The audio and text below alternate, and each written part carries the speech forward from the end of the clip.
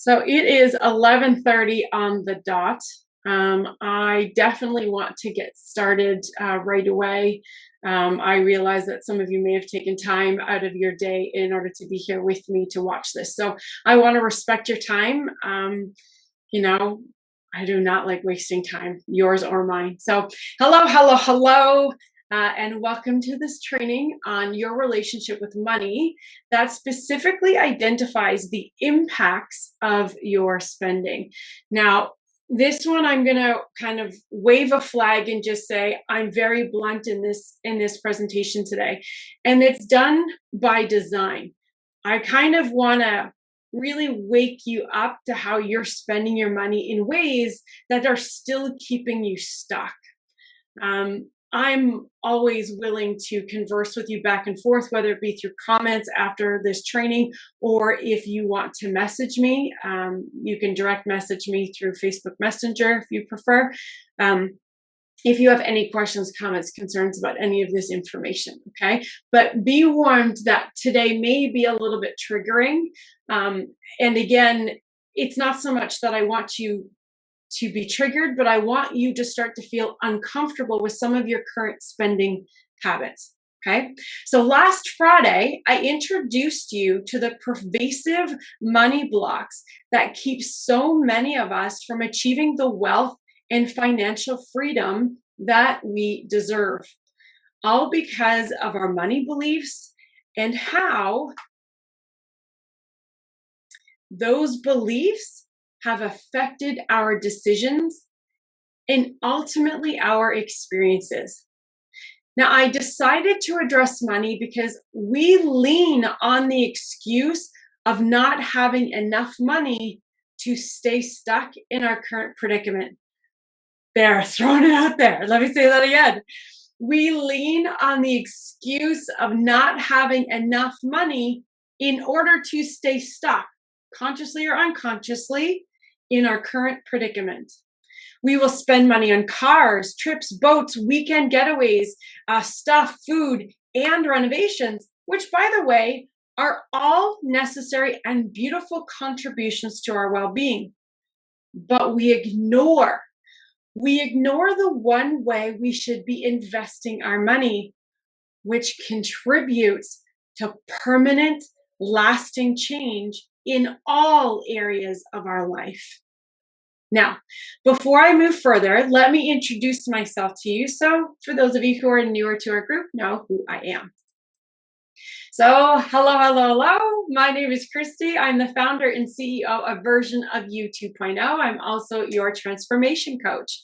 Now, I help women overcome their relationship struggles with their food, their bodies, with their self-confidence through various scientific-based therapeutic methods. And these include, as you can see in the PowerPoint, one-on-one coaching, group coaching, neuro-linguistic programming, that's what NLP stands for, hypnotherapy, rapid transformation therapy, hypnotherapy, nutrition, stress management, and through my cellular support supplement that addresses hormone imbalances, inflammation, gut health issues, and autoimmune conditions. I offer 4 online programs, of which 3 of these programs do include weekly group coaching and one-on-one coaching for those who need the added support and accountability.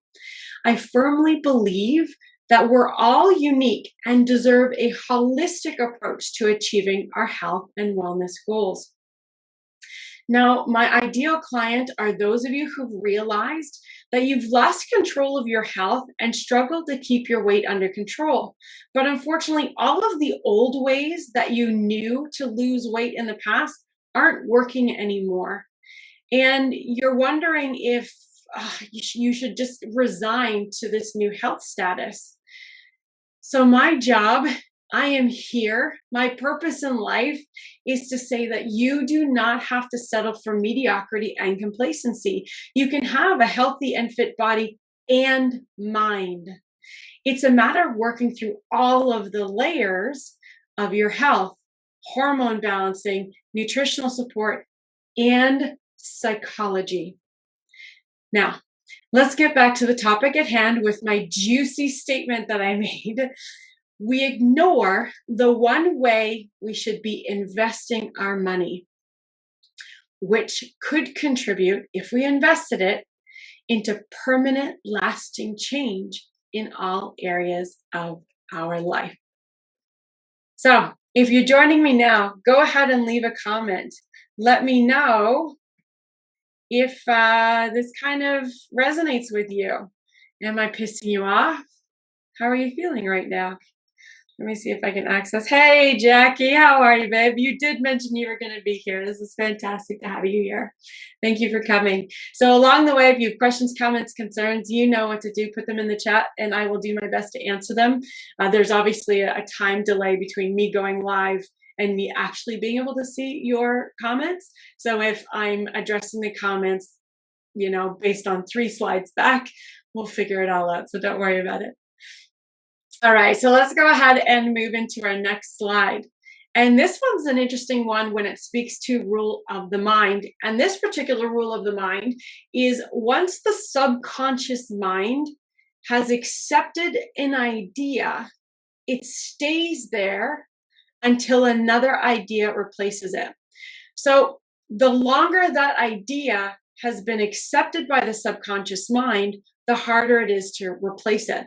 And what I'm trying to get at here is we have all of these old beliefs, but we also have patterns that create the experiences with almost that same kind of hell loop outcome. So you may have different ways of explaining the same problem because you've had different experiences, but when you step back and take a look, it all results kind of in the same thing. You haven't been able to move forward in X, Y, and Z of your life, despite having spent money on trying to resolve it. Because you're spending the money, you're not investing the money. And there's a huge difference there. And there's a huge subconscious difference there as well. When we consistently avoid addressing the root of the problem, listen carefully, by finding a series of alternate or superficial solutions, all we've done is delay the inevitable while spending more money. And we continue repeating the same storyline in a variety of different ways. So when my clients speak to me about not having enough money to work with me, I'll usually ask them, and what would not investing in your transformation cost you in, let's say, 3 months from now, 1 year from now, or 5 years from now? Now, take the time to think about that. Think of this compelling question. What is the current problem that's plaguing you, but has probably plagued you for many years? An experience that you have that you just haven't gotten over yet and is still affecting you in some way, shape, or form, whether it's affecting your health, your relationships with yourself or others, your finances, your career or your career aspirations, or even your connection with your universe or your higher power. So I want you to think about the current problem that you have not been able to solve.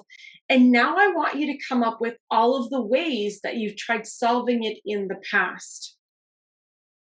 List them out. Okay, that's going to be really important. So if you can, and you want to share that with me, go ahead and be vulnerable. Whether you're watching this on the replay or live, you have an opportunity to really engage and participate. And that's what these live trainings are about. That's why I have this particular tone in my voice. That's why I drop onto my heels and go back onto my tiptoes to command your attention.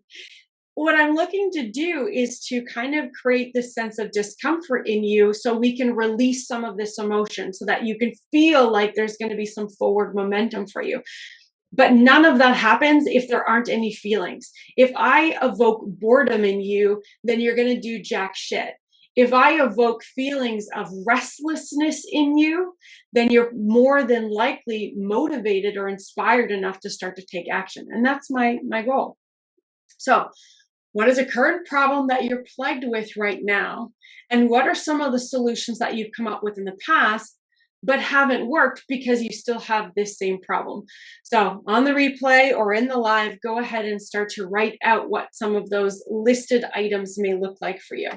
And this is really important. So if you're watching this at any point in time, don't just continue to watch.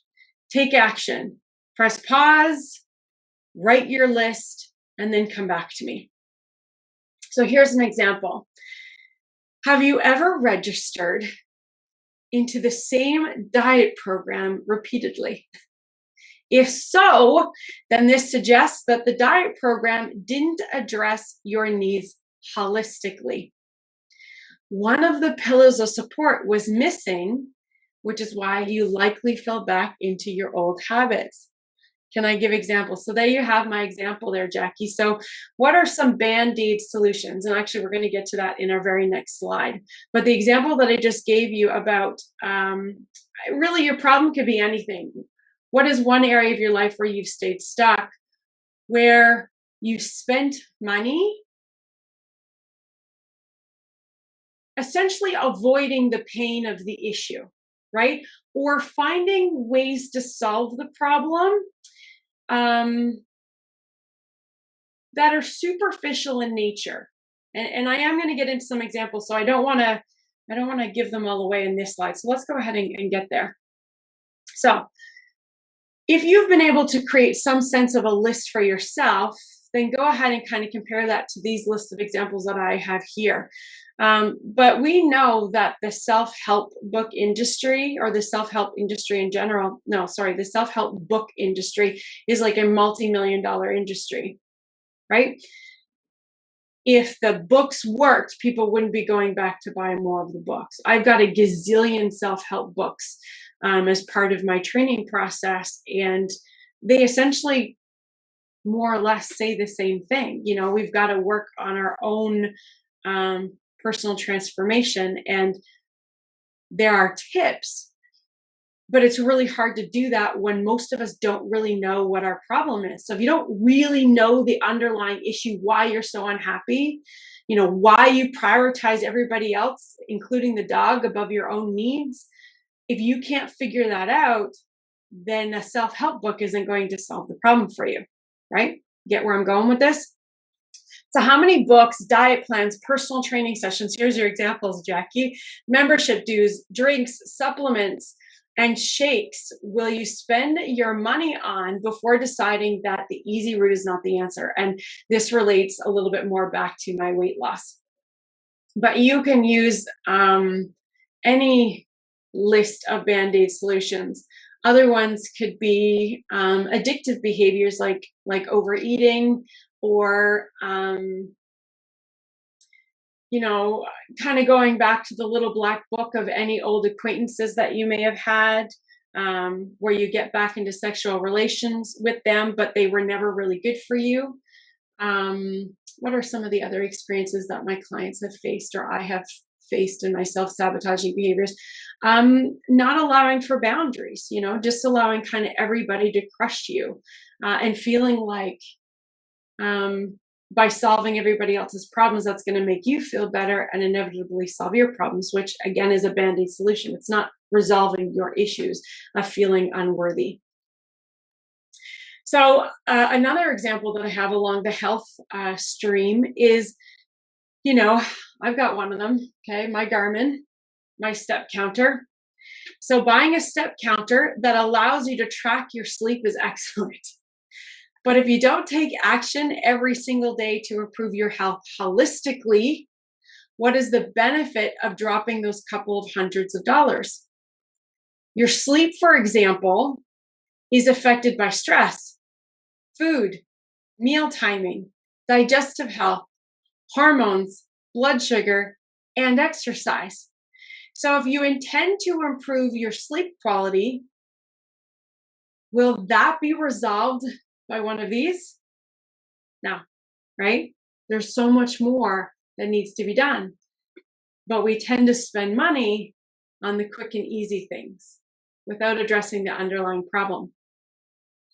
Yet we're so willing to buy each family member a device that tracks health. Still, we're unwilling to invest in a system, accountability, and support structure that makes getting healthy and staying healthy permanent. All in the name of saving money. Because at the time, spending a couple $100s makes more sense. But when you look at your list, how much money do you think you've spent in the years that you've been dealing with this problem? And this is what this presentation is all about. I want it to wake you up, shake you up, open your eyes to the reality of the money that you're dropping that's not helping you. So now that you've identified the money blocks from our first training and have a list of band-aid solutions, ways in which you're spending your money to solve your problem, can you see that there's a relationship there? So here's an example in that kind of relationship. Do you have self-worth issues? Do you feel that deep down you're not deserving unless you give more than you receive? Right? I started to talk about that just a little bit earlier. Now, I understand this one. Energetically, what happens is that you put out into the world way more than you receive. And while that's a beautiful gift to the world, you're not respecting your energetic reserve, your reserve. So if you don't respect your boundaries, then we will sacrifice ourselves willingly and by default. Now, this relates to money because we're very willing to spend money, knowing we will work really hard to acquire it. In fact, we'll almost kill ourselves and work until burnout to make money because we know we can. We've done it so many times in the past. So let me know if you can start to see the relationship between some of your beliefs around money and some of the ways that you've been spending money that really hasn't worked for you. I'm curious. I bought too many how-to fitness programs. Exactly. I love it. Thank you for your participation. So for those of you who are watching this on the replay, I want your comments in here, okay? I get to help you, right? We're in this platform together. We have an opportunity to communicate really closely together so that I can find ways to help you. If you keep your problems to yourself and you kind of sit there and just watch everybody else comment, I hope that you still receive benefit from it, but I can help you on an individual level if you give me permission to. Okay, so let's move on. So the problem in this example is that because we're so willing to hustle for money and lack personal boundaries to protect ourselves, we rely on this self-sabotaging behavior to avoid, you ready? Drum roll, please. To avoid investing the money in a way that will genuinely resolve our problem. Boom. Instead of dealing with the problem head on, we will redirect our money outwards instead of inwards. So Jackie, I know you. You know everything about health. You know everything about fitness. You know everything about wellness and mindset. You and I have very similar qualifications and journey through this, 30 years of health and wellness. And yet, like you, I also was buying fitness programs, self-help books, because I didn't really know what the underlying root cause of my problem was. And when you don't really know, we end up spending money on things that we hope will solve our problem. But I also think instinctively we know that it's only going to touch maybe the superficial level, that it's not going to go deep enough to actually transform us and really, truly change us. So how many of you spend money when you're bored, pissed off, or feeling like you want to rebel, where you say, fuck it, I want it. I'm so buying it. That's you directing your money outwards. You're motivated to move away from this feeling that you're feeling, whether it be anger or sadness. And instead of feeling these emotions that charge you, you're doing something to avoid those feelings altogether by spending money. And by the way, just a little coaching tip for you on the side. The reason is usually not because someone angered you. So when we start to kind of resort to spending our money, although we're probably frustrated because we want to say somebody did something to anger us or to kind of hit that easy button to trigger us, that's actually not what's happening. Someone angering you is the result of you deciding to get angry. And deciding to get angry is because you relate the experience back to something that you've categorized as negative from your past. The person who angered you cannot actually go into your conscious mind and control that volume button or press the easy button and say, I'm going to piss you off right now. Okay. You're allowing them to do that. And when you allow them to do that, you kind of then proceed to spend money in order to avoid addressing the real underlying issue. So when you start to get angry and you feel like this is kind of a common reoccurrence for you, you want to understand why you're getting angry. What's underneath the anger? Where are you feeling a sense of disappointment and sadness with yourself? So let me just take you right there so that you can move to your answer a little bit quicker. So now that you realize the impacts of your money beliefs that you learned last week and identified the common ways you spend money but are still staying stuck, let's review some lessons around money to help you to move forward. So lesson number 1, pay attention to money in a positive way. However you pay attention to money is how you will continue to experience it. We talked about that. If you stress and obsess, you will create more situations to stress and obsess about. If you're grateful and have fun with money, you will create more situations that will create gratefulness and fun. Here's some examples. Plan how you want to invest your money where it brings you joy and happiness. Spend time once a week setting up your millionaire mindset. I actually call it my billionaire mind, not my millionaire mind, my billionaire mind. Create clear goals and new reframed money beliefs to replace the old ones. Celebrate the money that does come in and pay very close attention to it. Invest your money in your personal development, which will offer you a return on your investment.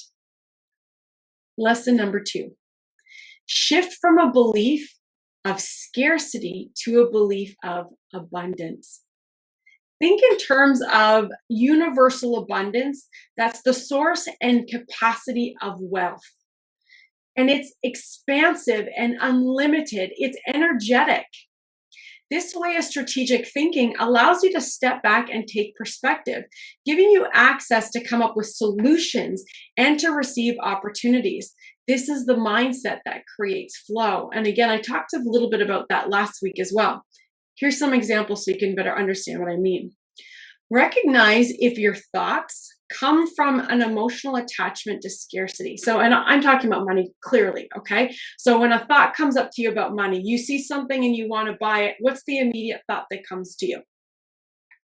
Then reframe your thought if it comes from a place of scarcity. Oh, I don't have enough money. Oh, I never have enough money. Oh, I can't live the lifestyle that all of my friends live. I can't have all of these things that everybody else has. It's just not available to me. Scarcity mindset. Okay. Then reframe your thought. Take some breaths, center yourself, and work through the reframe. Use statements such as, I am doing well. I have all that I need. I am excited about the future. I know that this will lead to even better things. Now, I'm not suggesting these examples are easy, okay? Because if we go back to the rule of the mind, we have to replace a subconscious thought. And the longer that subconscious thought has been in your mind, the harder it is to remove it. But it's not impossible. You just have to work on that practice of repetition. So as I always say, the journey is never easy, and you are always worth the effort.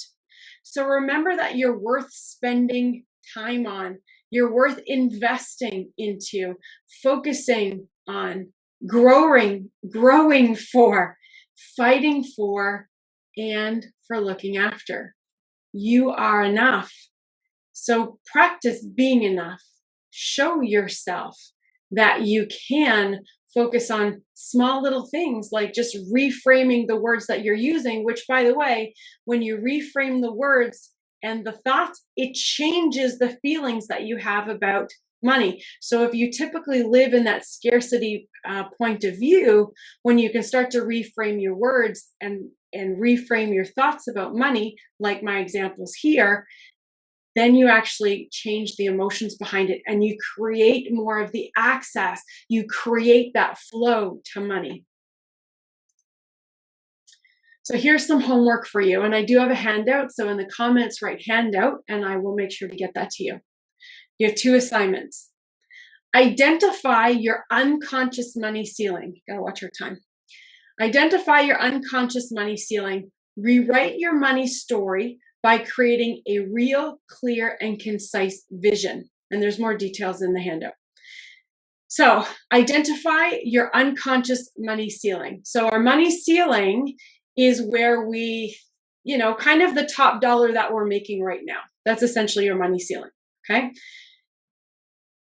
We should be able to make money without a ceiling. It should be a limited possibility.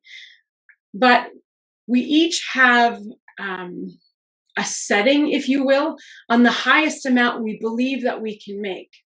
Your money ceiling is usually determined by old family, cultural, or even professional beliefs. So this exercise will help you to flush to the surface what your current money ceiling is and an activity to help you to raise that. So what is the most amount of money you've made in a year? What is the most amount of money a member of your family has made? So think about the top earner in your family that you're close enough to that's had some influence on you. What's the most amount of money that they made that you know of? How much money have you earned in the last 12 months, including all income, gifts, gifts, and unexpected checks? The highest amount you've made is your money ceiling. Okay? Set your new monthly money goal. So we're going to remove the word ceiling. Set your new monthly money goal where it's set outside your comfort level. It should be realistic, believable, and a little exciting and scary for you. So that is homework assignment number 1. Next, I want you to create your money vision. This is a pretty powerful one. Your money vision isn't about how you will make money. Okay, it's not about the how. The how will happen for you because you've got all of these different skill sets, right? You know that there are opportunities for you to make more money. Okay, so putting aside the how, because you know that you're capable of, let's talk about why you want to make money so that we can really focus on the emotional drive that you have to make this additional money. Oh, I'm so glad Jackie wrote, you helped me to pinpoint the underlying issue for sure during our coaching sessions. I'm really glad I was able to help you, Jackie. Thank you for pointing that out. So if we're talking about your emotional drive, there's got to be something that makes you happy if you were to make more money. Why would making more money be important to you? So if your mindset about money did not stop you from doing what you want to do or living the lifestyle you want to live, what would that lifestyle look like for you? Oh, I love that question. I know you can see it, but I'm going to say it again. I just want to put it out there. If your mindset about money did not stop you from doing what you want to do or living the lifestyle you want to live, what would that lifestyle look like? So here you're going to write out why you want to make your new money goal amount. So my new yearly money goal is $500,000 a year. I'm so happy and grateful now that I'm making $500,000 a year. Notice I'm writing this as though I've already made the money. So that's how you're going to create your money vision, as though you've already lived it, or that you are living it in the moment. Life is so magical, beautiful, and easy. There is such a nice flow to it. I'm doing what I absolutely love every minute of the day. I feel so much freedom and joy. I live in the most beautiful home that overlooks the ocean. I spend a lot of time with my family on the deck, just overlooking this beauty and enjoying each other's company. I love that I have plenty of time to be with them and feel the relaxation of having this tremendous abundance. I am able to share my abundance to make the world better for so many people, and for wild animals too, with the donations that I make to support the wildlife sanctuary in Aspen Valley. Thinking that my contribution will help them rescue and rehabilitate injured and orphaned native wildlife fills my heart. With my abundance, I can genuinely help and make a difference in the world. Oh, this is mine, so it makes me emotional. What a powerful money vision, right?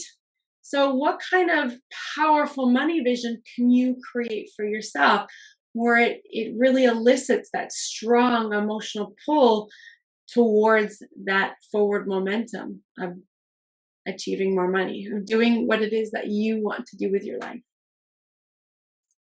So if you have questions, please go ahead and leave them in the chat, and I will be more than happy to respond to those. As I mentioned to you, you can always direct message me if you're not comfortable leaving questions in the chat.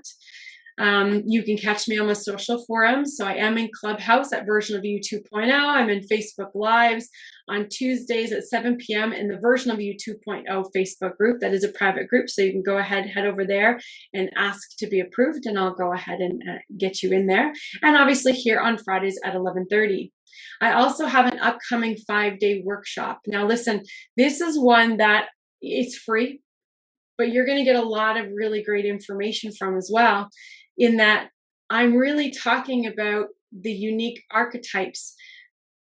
Have you ever noticed that you can exercise and eat healthy, but your partner exercises and eats healthy and has a very different response? Do you ever notice that one of your friends wakes up at like 5 o'clock in the morning to work out, and when you try and do that, you're like drooling by 3 p.m.? It's because we have different body types. And when you can understand what your body type is, you can actually understand some of your self-sabotaging behaviors. You can understand why your body acts the way that it does, so that we stop shitting on ourselves when we don't get up at 5 o'clock in the morning to exercise, because we understand that it's just not the way our bodies were designed. Wouldn't that be fantastic? Yes, yes, it would. So I'm going to give you 60-minute bite-sized chunks over the course of 5 days. So 5 days worth of information starting December 6th. Go ahead and comment interested, and I'll send you the link so you can go ahead and register for that. All right. Well, my name is Christy. Thank you for being here with me. Here's to showing up for you. Have yourself a great rest of your day.